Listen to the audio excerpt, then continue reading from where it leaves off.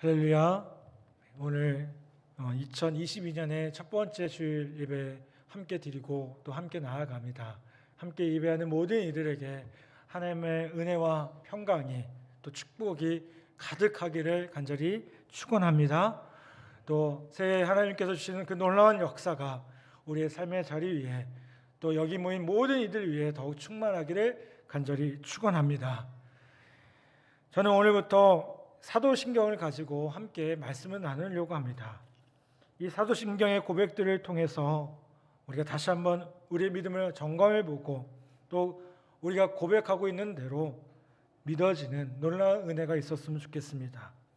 그렇다면 사도신경이 무엇인지를 좀 살펴봐야 될 것 같아요. 먼저 사도신경은 참 중요합니다. 왜 중요하느냐? 이 질문에 세 가지의 대답이 있음을 보게 됩니다.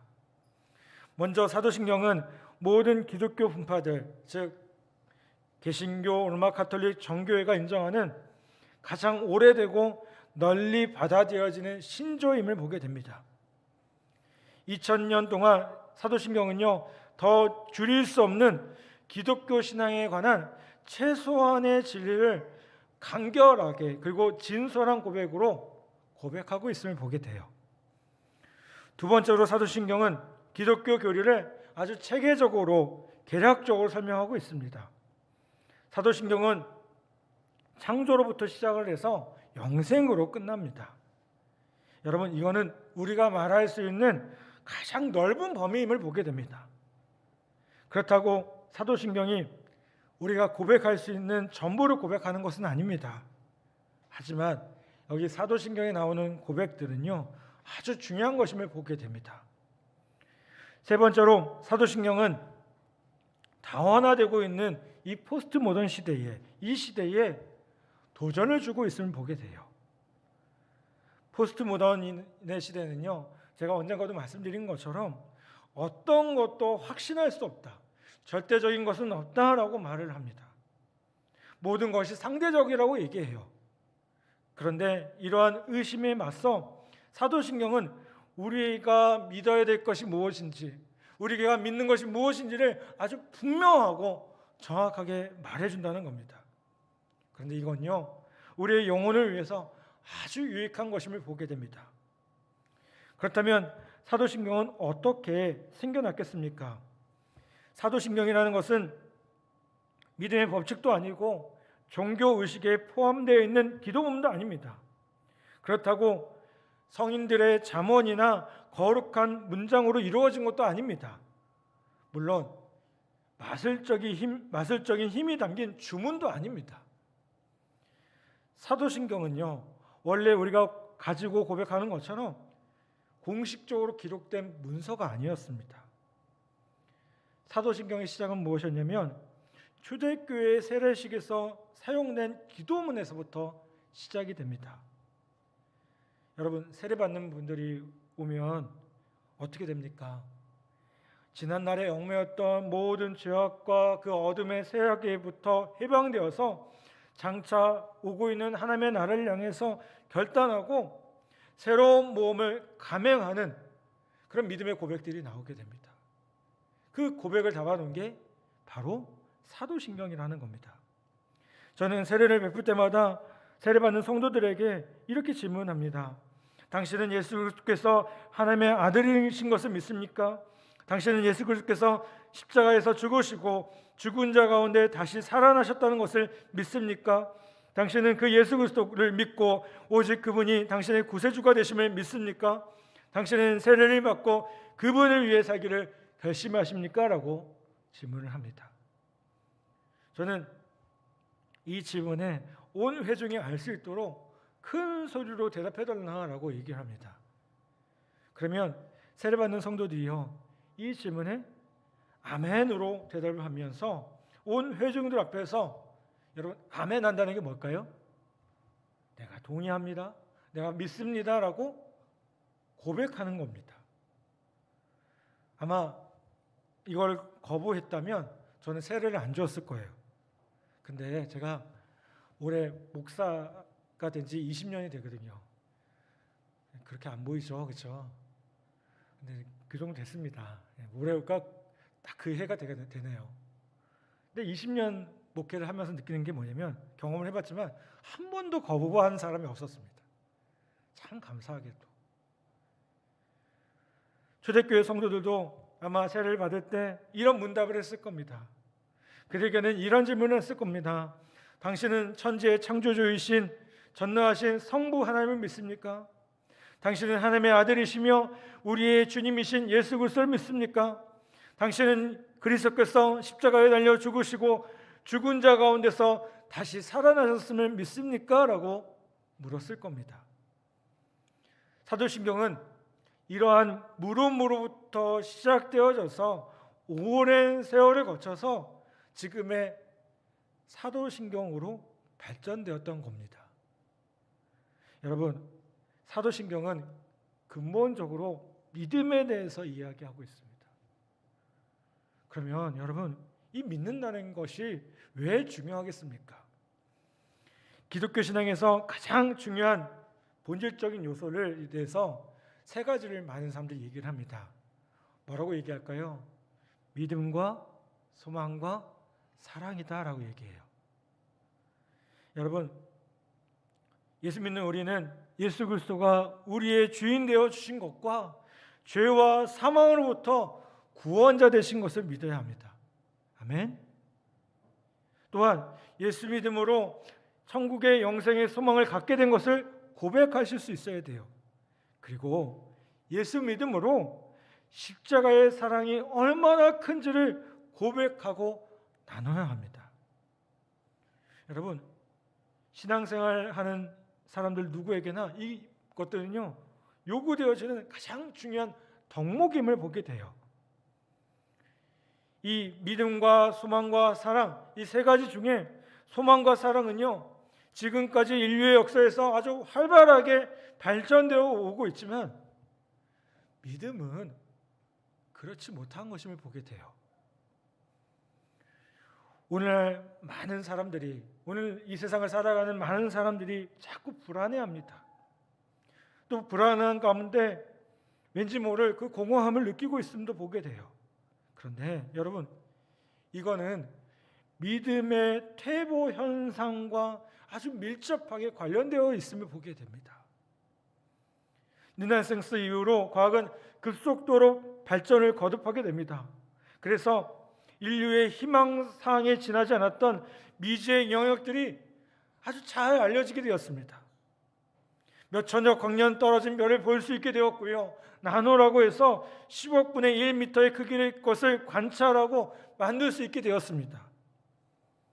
문제는 과학과 기술의 발달과 더불어 사람들은요, 현재 있는 것을 잘 믿지 못하게 되었다는 거예요. 이건요, 과학자뿐만 아니라 신학자들도 마찬가지고요, 모든 학자들도 마찬가지임을 보게 됩니다. 예전에 보면 여러분, 공부 잘하는 사람은 어떤 사람이었을까요? 여기 대부분 경험하시죠? 어떤 사람이 공부 잘하는 사람이었을까요? 한마디로 말해서 잘 외우는 사람들이었어요. 그렇죠? 잘 외워서 쓸 수 있는 사람들이었어요.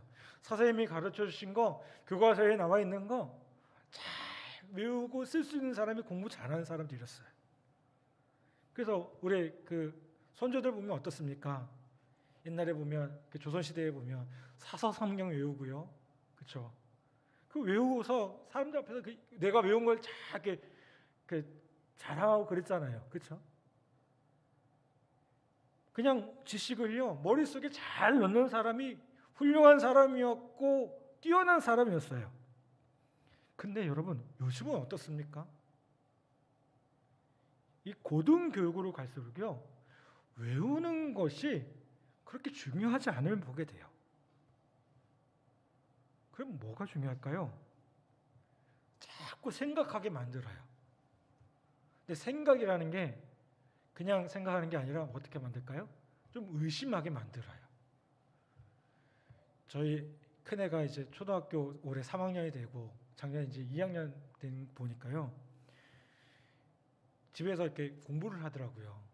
초등학교 2학년짜리가 이렇게 공부를 하는 걸 보니까 우연찮게 제가 수학 문제를 이렇게 도와줬는데, 수학하는 걸 좀 도와줬는데, 저는 초등학교 2학년짜리 그 수학이 그렇게 어려운 줄 처음 알았어요. 왜요? 저와 비슷한 세대들은 아실 거예요. 예전에 수학이면 어떤 겁니까? 단순히 연산에서 많이 그쳤습니다.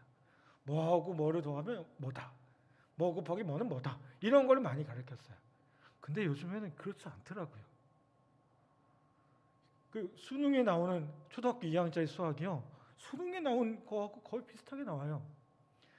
그 무슨 누구하고 누가 있었는데 이게 얘네들이 어떻게 가지고 뭘 먹고 뭐 이렇게 해서 이게 뭐 복잡하게 나오는 거예요. 제가 그래도 대학원까지 다녔는데요, 졸업을 했는데요, 초등학교 2학년짜리 수학 앞에서 제가 쫄쫄했다니까요. 그래서 제 아들이 한마디 하더라고요. 아빠는 이것도 몰라. 예. 근데 확실히 다른 것 같아요. 확실히 다른 것 같아요. 여러분, 고등교로 가면 갈수록 뭘 요구합니까? 잘 외웠느냐가 중요한 게 아니라 얼마나 창의적으로 생각하고 질문하느냐가 중요해요. 문제점을 찾고요, 새로운 것을 찾는 것이 중요하다고 얘기합니다. 그거 잘하는 사람이 뛰어난 사람이라고 얘기를 합니다. 근데 이러한 현상 때문에 사람들은 어떻습니까? 있는 그대로 보지 못해요. 어떻게 보면 자꾸 의심하게 만듭니다. 믿지 않으려고 합니다. 심리학자 칼 융은 이렇게 얘기합니다. 수많은 사람들이 나에게 찾아오는 이유는 신경증 때문이 아니라 오늘날의 철학이나 종교에서 삶의 의미를 찾지 못하기 때문이다. 오늘날 많은 사람들이 하나님의 존재를 믿는 사람들을 부러워하지만 정작 자신들은 하나님의 존재를 믿을 수 없다라고 얘기를 했어요. 이게 오래된 얘기인데요, 이게 오늘날 우리에게도 아주 동일하게 적용되어지는 이야기임을 보게 됩니다. 여러분, 믿음의 문제는요, 믿지 않는 사람들에게는 말할 것도 없고요, 믿는 자들에게도 계속해서 회의와 갈등과 의문을 불러일으키고 있다는 겁니다. 그런데 중요한 건 뭐냐? 이 문제를 해결하지 못하면, 이 믿음의 문제를 해결하지 못하면요, 자꾸만 불안해하고 초조해하고 염려하고 근심하며 삶의 의미를 찾지 못하는 그런 우리의 모습들을 더 많이 발견할 수 있다는 겁니다. 인류 역사의 발전 과정을 보면요, 크게 세 부분으로 이렇게 구분되어진다라고 얘기를 합니다. 첫 번째 보면 신화적 단계예요. 이 단계에 있는 사람들은 주로 인생의 문제를 그들이 상상하는 신화의 세계에서 답을 찾으려고 합니다. 그렇지 않습니까? 우리 역사를 보면은 여러분, 그 초기 우리나라 역사도 대부분 뭐예요? 신화로 구성되어 있는 경우가 참 많이 있습니다. 그런 단계에 있는 경우가 많아요. 이 단계에서 조금 더 발전하다 보면 형이상학적 단계까지 넘어갑니다. 이 단계에 들어서면 사람들은 생의 문제들을요, 논리적, 철학적으로 해석해가고 추구해갑니다. 그리고 이 단계를 뛰어넘어서 이제 어떤 단계가 나오느냐? 과학적 단계가 있다라고 얘기를 합니다.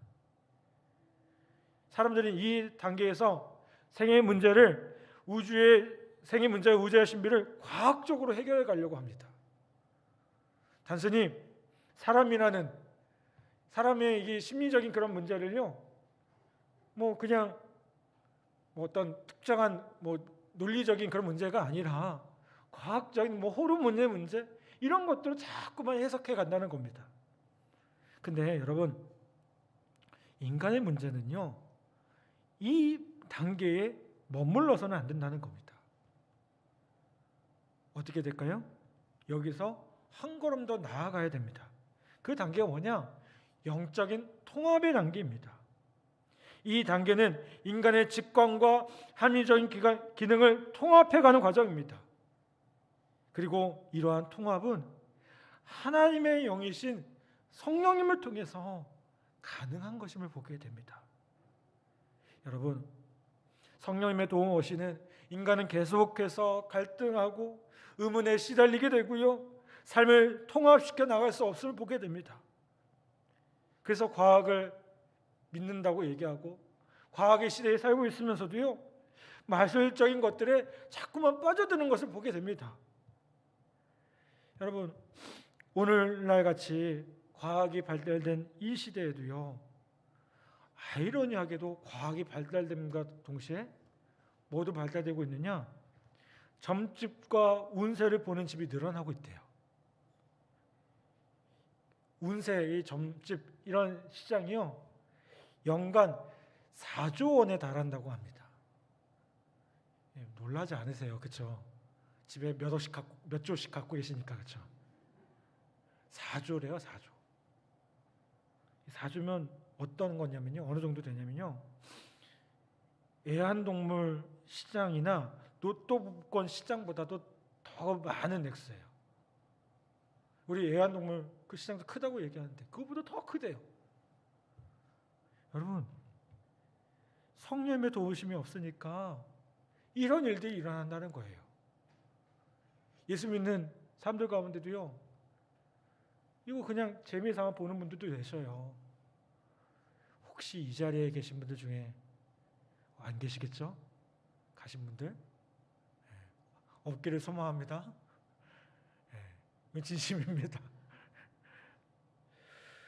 여러분, 새로 번역된 이 사도신경을 보면, 우리가 예배 때마다 사도신경 하잖아요. 이 사도신경을 보면요, 뭐라고 시작합니까? 나는이라고 시작을 해요. 예전에는 전능하사 천지를 지으신 이렇게 시작을 했는데, 나는 전능하신 창조 하나님을 믿습니다, 이렇게 시작이 돼요. 나는이라는 것부터 시작이 된다는 거예요. 그리고 뭐로 끝날까요? 믿습니다로 끝납니다. 여러분, 우리는 믿음을 고백해야 됩니다. 내가 고백해야 되는 거예요. 저는 이게 사도신경이 바뀌면서 나는이라는 표현이 들어가는 게 참 잘 됐다고 생각해요. 왜요? 믿음은 누가 고백하는 겁니까? 내가 고백하는 겁니다. 내가 고백할 수 있어야 됩니다. 그냥 우리가 고백하게 되는 게 아니고요, 우리 교회가 고백하는 게 아니고요, 내가 그 믿음에 대해서 아주 분명하게 고백할 수 있어야 된다는 겁니다. 여러분, 그렇게 고백할 때, 그 믿음 가운데 있을 때 신화, 철학, 과학의 단계를 뛰어넘는 것을 보게 돼요. 믿음은요, 우주와 사물의 궁극을 보게 합니다. 믿음은요, 삶의 통합을 이루어가는 것을 보게 됩니다. 히브리서 11장에 나오는 믿음의 인물들이 모두 보면 이 신화와 철학과 과학의 단계를 넘어서 우주와 사물의 궁극적인 실제를 보고요, 삶의 통합을 이루었던 사람들이었음을 보게 됩니다. 한마디로 어떤 사람들이었을까요? 믿음으로 승리하는 인생, 믿음으로 참된 가치를 이루며 살았던 사람들이었다는 거예요. 여러분, 그렇다면 우리 역시 우리 믿음의 선배들처럼 믿음을 고백할 수 있어야 될 줄 믿습니다. 오늘 본문 말씀에 보면 예수님께서 변화산의 놀라운 체험을 하신 후에 처음으로 대면한 문제가 나옵니다. 근데 그 문제는 어떤 문제입니까? 바로 믿음의 문제였어요. 믿음의 문제였어요. 그와 함께 있던 제자들이 귀신 들려 도움을 요청한 사람들에게 아무런 도움을 주지 못하고 있었습니다. 예수님은 그런 모습을 보시고 뭐라고 하십니까? 믿음 없는 세대에 대해서 탄식하고 계셔요. 도움을 요청하러 온 아이의 아버지 역시 소망 없는 상태에서 예수님께 찾아와서 반신반의하면서 도움을 요청을 합니다. 내가 이게 정말 맞는 건지라는 마음이 온 거예요. 믿음이 없었던 거예요, 어떻게 보면.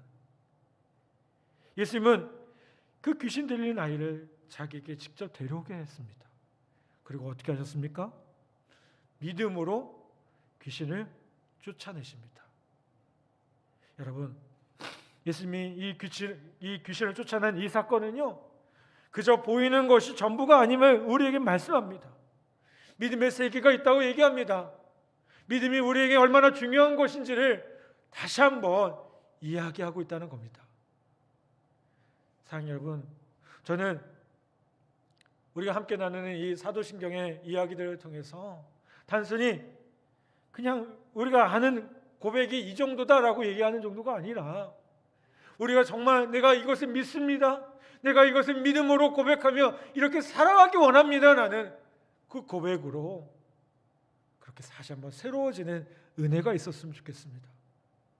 사도신경은 2000여 년 동안 우리의 믿음의 선배들이 수도 없이 고백하며 그 믿음 가지고 살았던 놀라운 고백을 담고 있습니다. 여러분, 우리가 그 믿음의 고백을 다시 한번 기억하고 그 은혜를 회복하는 놀라운 은혜가 있기를 간절히 바랍니다. 몸이 불구였던 한 소녀가 오랫동안 아주 불치병으로 누워 있었어요. 그러던 중에 이 소녀가 복음을 전해 듣고요, 구원을 받게 됩니다. 이 소녀는 남들처럼 교회에 나가서 예배를 드리며 주님을 기쁘시게 해드리지 못하는 것을 아주 안타깝게 여기며 슬퍼합니다. 이때 이 소녀를 방문한 목사님이 비록 병중에 누워있는 상황이었지만 열심히 기도하면 하나님께서 기뻐하신다고 이 소녀에게 알려줍니다. 그리고 이 소녀는 목사님의 이 이야기를 듣고요, 아주 기뻐했습니다. 그로부터 몇 달 후에 이 마을에 이상하게 많은 사람들이 교회를 찾았고요, 신앙의 부흥이 일어나게 됩니다. 한편 이 소녀는 가족에게 부흥이 어떻게 일어나고 있는지, 누구누구가 교회에 나왔는지 자주 묻곤 했다고 합니다. 그리고 다시 몇 달 뒤에 이 소녀는 알턴병으로 인해서 하나님 곁으로 가게 됩니다. 그리고 소녀가 사망한 지 얼마 지나지 않아서 놀라운 사실 한 가지가 발견되어집니다. 그 소녀의 베개 밑에 56명의 이름이 나란히 기록된 기도 수첩이 나왔대요. 근데 이 56명은 어떤 사람들이었느냐? 최근에 이 마을에 있었던 신앙 부흥 기간에 새로 교회에 나온 그 구원받은 사람들이었다는 겁니다. 그 사람의 이름 앞에는요, 빨간색 십자가 표시가 있었는데요, 그것은 소녀가 기도한 사람이 구원받았다는 소식을 들을 때마다 한 개씩 표시해 놓은 겁니다. 여러분, 소녀는 죽기 전까지 정성으로 주님께 뜨거운 충성을 했고요, 비록 짧은 인생이었지만 여러분, 헛된 삶을 살지 않았다는 그런 이야기가 있습니다.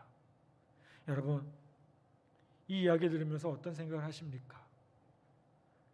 우리는 과거 교회에서 잘못된 믿음을 가르치기도 했습니다. 그냥 믿으면 된다, 잘못된 믿음을 가르치기도 했어요. 불치의 병을 고치는데 몰두하거나 이 기도원 저 기도원 전전하면서 많은 시간과 물질을 낭비하게 했습니다. 그래서 불치의 병으로부터 해방되는 것이 아니라 오히려 자신의 불행에 집착하게 했음도 보게 돼요. 그런데 여러분, 참된 믿음은 무엇일까요? 참된 믿음은요, 그러한 불행 가운데 이루어지고 있는 하나님의 능력과 영광을 보는 것임을 보게 됩니다. 여러분, 이 말은 우리가 기도하면 응답되지 않는다, 이건 아닙니다. 이런 차원이 아닙니다. 분명히 주님께서 우리의 기도에 응답하시는 주님이셔요. 아멘. 그런데 뭘 얘기할까요? 여러분, 그런 주님이시지만 우리가 어려운 가운데 있더라도, 참된 믿음은요, 그 어려운 가운데 있더라도 하나님이 일하시는 놀라운 은혜, 그 놀라운 역사들을 바라보게 하는 것, 그것이 믿음이라는 거예요. 여러분, 우리는 코로나 시대를 살고 있습니다. 금방 끝날 줄 알았는데 벌써 2해가 넘어가고 있어요. 이 시대 앞에 우리의 믿음이 흔들릴 수도 있습니다. 그런데 여러분, 분명한 것은요, 이 시대 가운데 주님이 분명히 역사하고 계시고요, 주님이 우리의 삶 가운데 놀라운 일들을 우리의 믿음을 통해서 이루고 계시다는 사실을 우리 모두가 기억하길 바랍니다. 여러분, 말씀은 분명히 얘기합니다. 세상을 이기는 승리는 이것이니 뭘까요? 우리의 믿음이니라 라고 고백합니다. 우리가 코로나 시대라는 이 시대를 살아가고 있지만 우리는 분명히 우리에게 승리를 주시는 그 믿음으로 말미암아 그 고난과 그 상황 속에서도 진정한 참된 승리, 하나님의 영광과 하나님의 능력을 드러내는 그 승리를 우리 모두가 맛보게 될 줄 믿습니다. 사랑하는 성도 여러분, 사랑하는 신우 여러분, 다시 한번 나는 믿습니다, 이 말이 그저 쉽게 지나가는 그런 말이 되지 않기를 바랍니다. 우리 다시 한번 우리의 믿음 없음을 고백하며 믿음으로 하나님 앞에 온전하게 세워지지 못했음을 다시 한번 고백하며 주님, 내가 믿음으로 다시 한번 서기 원합니다.